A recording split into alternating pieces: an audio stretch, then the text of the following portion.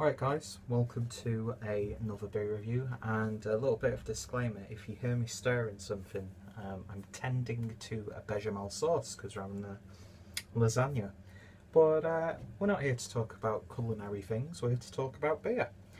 So going back over to the And Union Brewery, who are based, or at least this is where the beer was bottled and stuff, in Munich. Not sure if they're based there, because I know they were initially a gypsy brewery. So I'm not too sure exactly what the station is right now.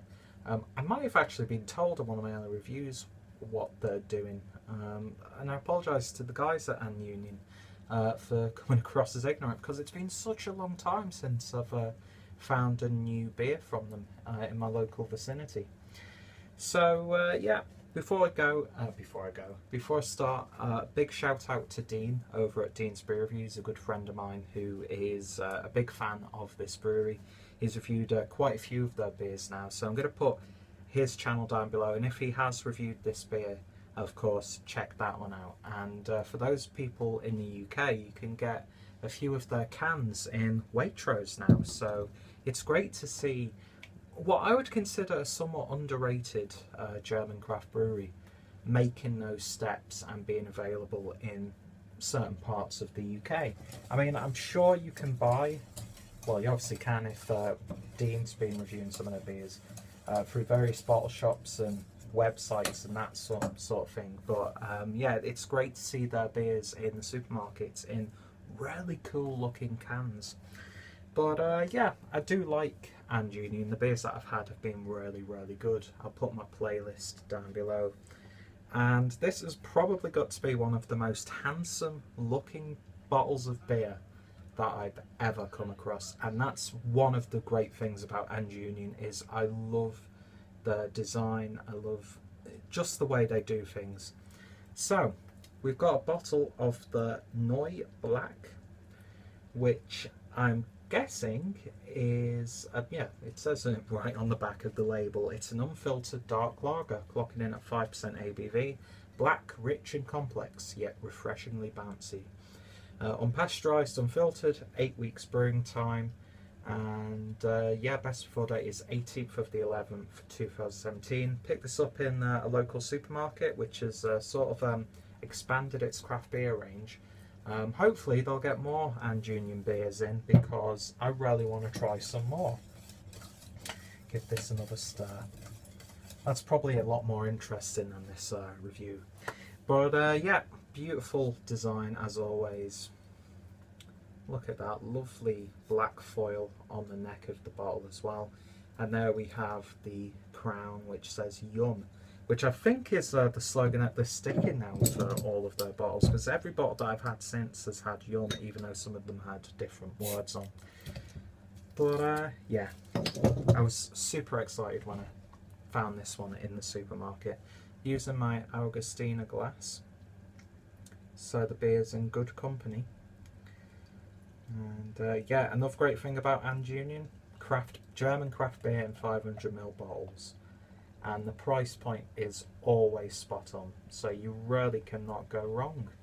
So I won't pour it all in, just so I can get my nose in there and see if it changes anyhow when I've put the rest in. But I can smell it from here, seriously. So, beer in a glass then, and yeah, not completely jet, well actually not jet black at all. When you hold it up to light, you get really dark browny ruby hues in there.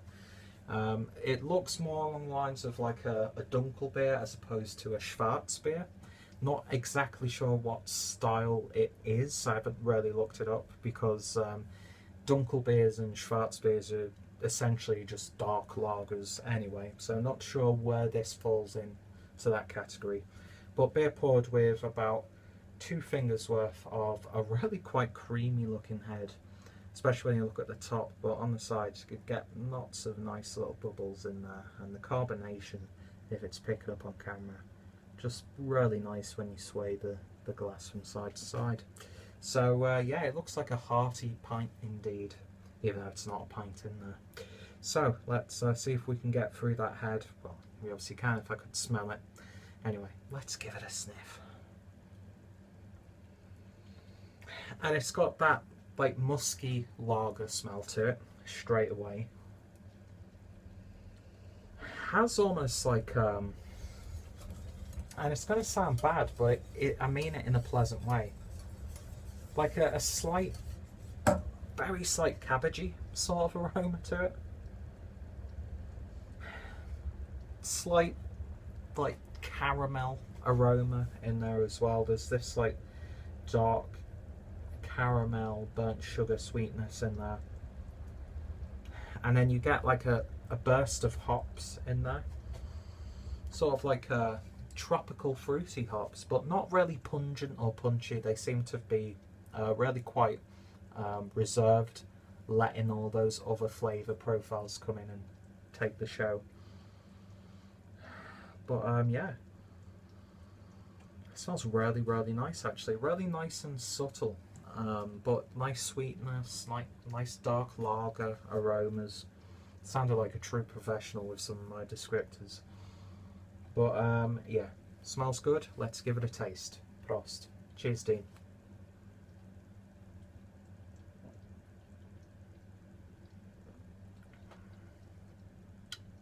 Ooh. That is not what I was expecting, and what I've got is really, really nice. Getting a lot of cherry, dark like hedgerow fruits as well.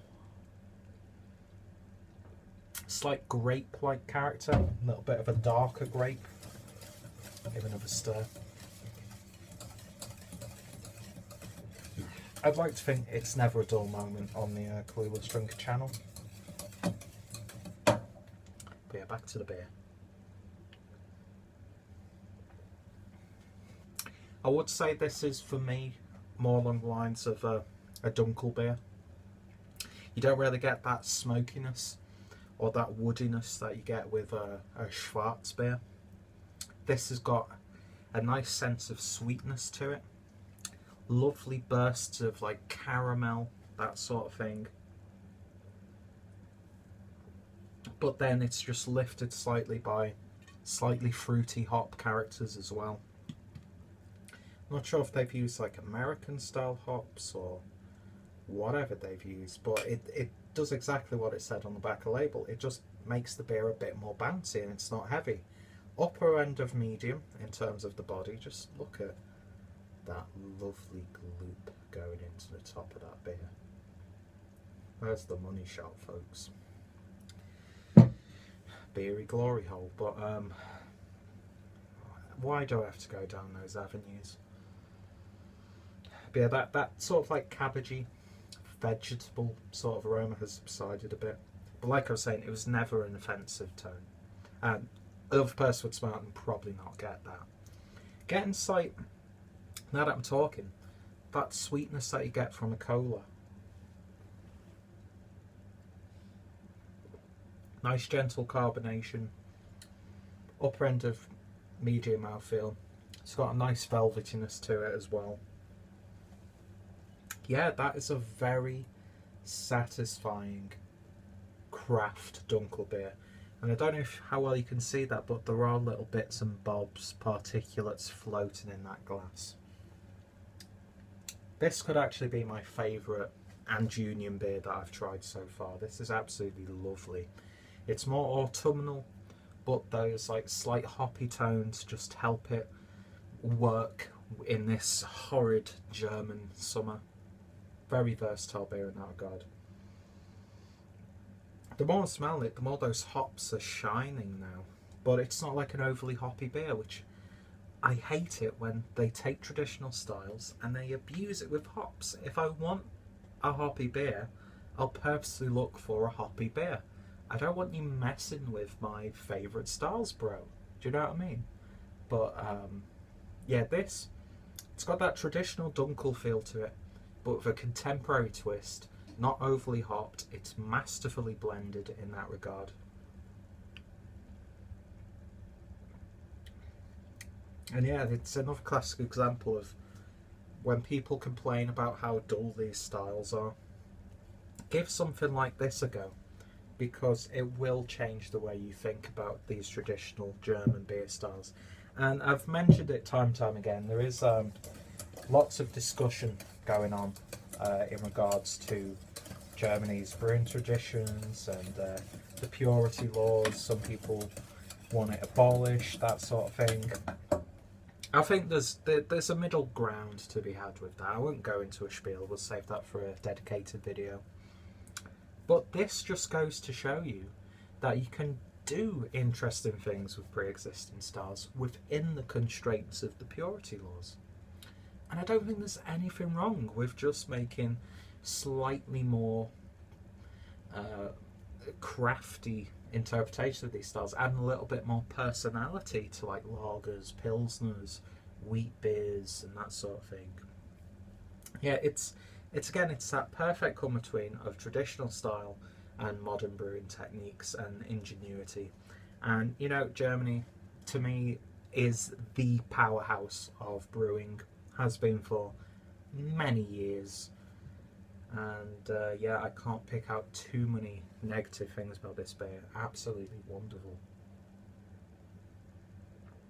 Dunkel beers aren't really my favourite interpretation of the big style, but that for me is probably one of the best Dunkel beers that I've had. And to me, I can't pick out any faults, so I've got to give it a 10 out of 10.